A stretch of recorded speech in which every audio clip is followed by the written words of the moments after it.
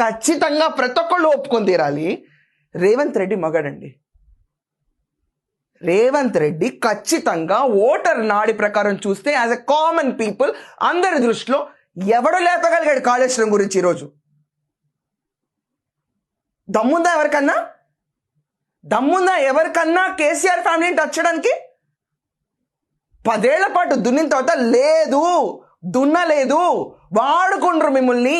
తెలంగాణలో ఉన్న డబ్బులంతా విచ్చలవిడతనంగా అయింది ప్రాజెక్టుల పేరిట అని చెప్పి వెలికి తీసుకొచ్చి నడిచిన నడక మళ్ళీ తిరిగి నడవకుండా రాష్ట్రం అంతటా తిరిగి వీళ్ళ గురించి ఎస్టాబ్లిష్ చేస్తే ఈరోజు పర్రే కాదు, అది అట్టర్ ఫెయిల్యూర్ ప్రాజెక్ట్ అని నివేదిక వచ్చింది. కామన్ లాంగ్వేజ్ నార్మల్ పీపుల్కి అర్థమయ్యేటట్టు మాట్లాడుకుందాం. ఈరోజు సిబిఐకి ఇచ్చారు కేసు, చేసుకోండి, మీరే చేసుకోండి.